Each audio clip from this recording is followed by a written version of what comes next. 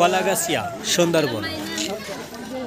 সুন্দরবন ভ্রমণের অনেকগুলো স্পট রয়েছে, তার মধ্যে একটি অন্যতম কলাগাছিয়া।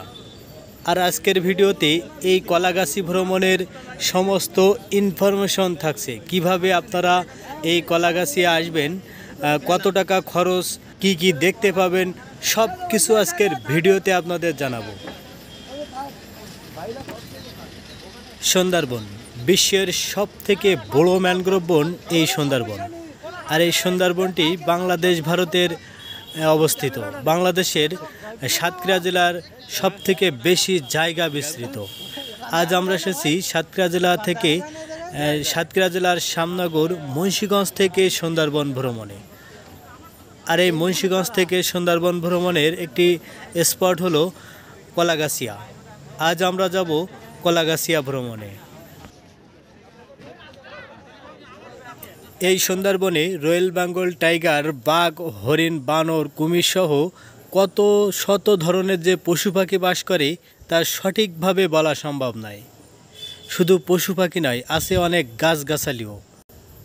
গেওয়া, গোরান, কেওড়া সহ সুন্দরী, গোলপাতা সহ পশু পাখির বিশাল এই অভয়ারণ্য। এই কলাগাছিয়া ভ্রমণে আসলেই বাঘের দেখা না মেললেও হরিণ, বানর, কুমিরের দেখা মেলবেই। সুন্দরবনের গহীনে ছোট্ট খাল ধরে টলোয়ারে যাচ্ছি আমরা কলাগাছিয়া। দুপাশের প্রাকৃতিক গাছগাছালি দেখতে দেখতে একেবারে নিস্তব্ধ। মাঝে মধ্যে ভেসে আসছে পশু পাখির ডাক। কি দারুণ এক পরিবেশ। এই কলাগাছিয়া ভ্রমণে আসতে হলে আপনাকে প্রথমে আসতে হবে সাতক্ষীরা জেলার শ্যামনগর মুন্সিগঞ্জ। আর এই মুন্সিগঞ্জের ফরেস্ট অফিসের সামনে আপনারা পাবেন অনেকগুলো সুন্দর সুন্দর বোট, টলোয়ার, নৌকা।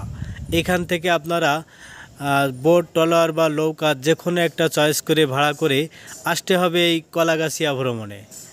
আর অবশ্যই এই কলাগাছিয়া ভ্রমণে আসলে দুপুরের খাবার সঙ্গে নিয়ে আসবেন। এখানে কোনো হোটেল, রেস্টুরেন্ট পাবেন না। মুন্সিগঞ্জ অথবা শ্যামনগর থেকে আপনাকে খাবার সঙ্গে নিতে হবে। সুন্দরবনের ভিতরে আপনারা দুপুরের কোনো খাবার পাবেন না। তার কিন্তু উইকেট ভাঙা রেকর্ড আছে, থ্রো করে উইকেট ভাঙার রেকর্ড আছে।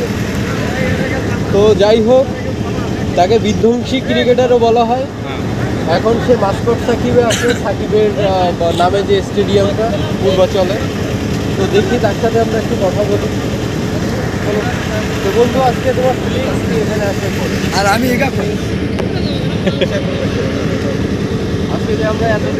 এখানে সবাই কিন্তু ব্লগার, দেখুন সবাই ভিডিও। এবারের ঈদের ছুটিতে সব বন্ধুরা মিলে আমরা সিদ্ধান্ত নিয়েছি সুন্দরবন ভ্রমণের। আর সুন্দরবন কলাগাছিয়া ভ্রমণের কিছু অংশ আপনাদের সাথে শেয়ার করলাম।